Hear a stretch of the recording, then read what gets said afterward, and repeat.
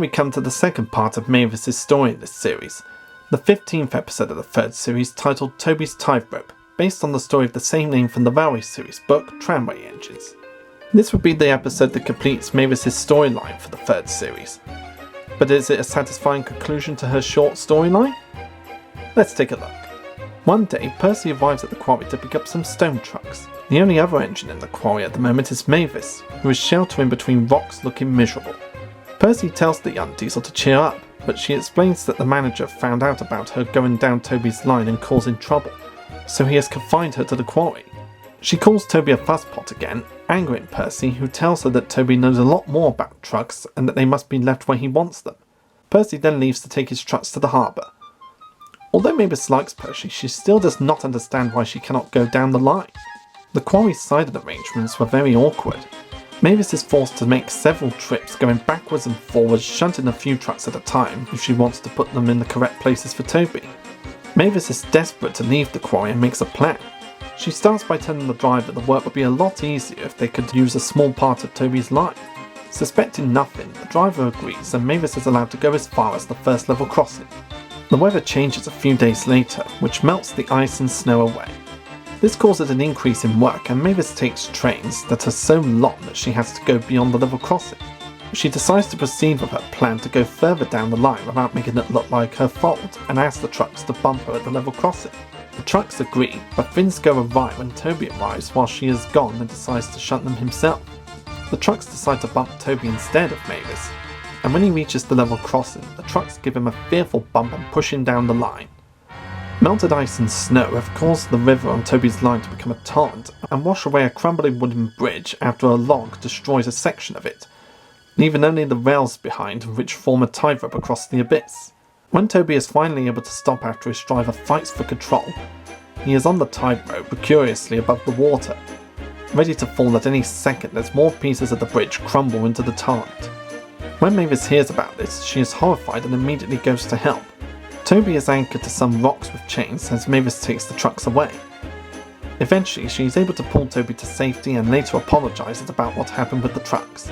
Toby thanks Mavis, telling her that while he has heard of the tightrope walkers from the circus, he had not imagined doing it himself. The Fat Controller sees Mavis later and congratulates her for doing well in an emergency. Mavis admits she was responsible for the trucks' behaviour, but asks if she can still use Toby's line, as Toby has offered to show her what to do. The Fat Controller agrees on the condition that Mavis's manager allows her to, which he does.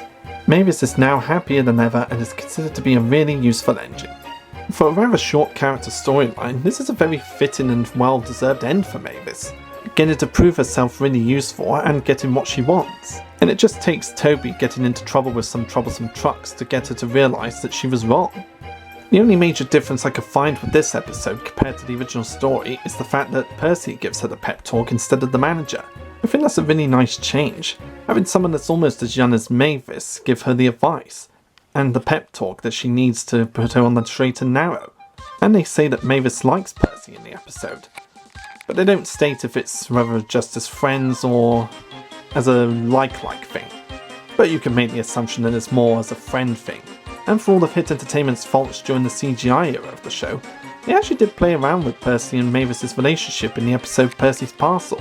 While it is a bad episode, that is an element of that episode that I do like, giving Percy some screen time with Mavis for a change. It's a real shame that they never did it in any other episodes. Or maybe I just need to do a little more research on the CGI series. But they had the potential to give Percy and Mavis more spotlight episodes together, but they never took it. Another reason it makes sense for Percy to give Mavis the pep talk in the beginning of the episode is because Mavis is rather a lot like Percy in some ways. They're both young, naive, and they both make mistakes. Mavis even makes the same mistake that Percy made in Percy Takes the Plunge, where she asks the trucks to give her a bump at the level crossing, not knowing that she can't trust trucks. It's a similar thing to what Percy did, both engines not realising that they can't trust troublesome trucks. But this time, rather than the bad thing happening to Mavis, she ends up making it happen to Toby, which was never her intention. And I love that conversation between Mavis and the trucks. It's just really fun to listen to every time I re-watch it. "Can you keep a secret?" she asked the trucks. "Yes, yes, yes," they chattered. Will you bump me at the level crossing and tell no one I asked you? The trucks promised. And the scene of the bridge collapsing near the torrent is just amazing to look at, even all these years later. I mean, just the way the bits of wood on the bridge collapses from the bridge is just amazing to watch. It's something you wouldn't have thought about twice as a kid, but as an adult you can really appreciate how much work the team went into making this effect possible. And I have no idea how many takes it must have taken to get this scene right, but it's just amazing all these years later. Mike and Junior also treat us to a brand new version of the Runaway theme, giving us more instruments than the previous 2 seasons did, as well as raising the stakes at the end of the theme, giving a little nod to Tug's music.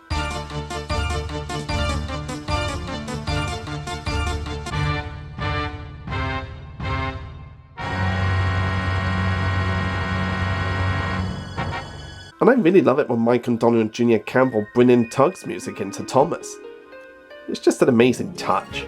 And correct me if I'm wrong, but I think this is the first time we see the snow melt in a TV series episode.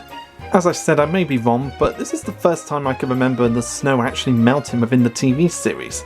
Since we've seen plenty of snow related episodes in the TV series, but we've never actually seen the snow melt in the episode. That makes this one the first. And I love that little detail they made in the episode. Toby's Tightrope is a very faithful adaptation to the original story in my opinion, and it's a fun way to end Mavis' storyline in the 3rd series. It's an episode that's definitely worth watching if you love Mavis, Toby and Percy and the Troublesome Trucks.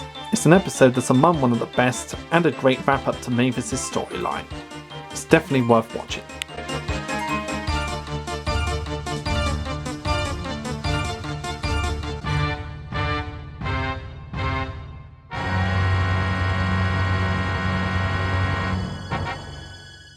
Yes, yes, yes!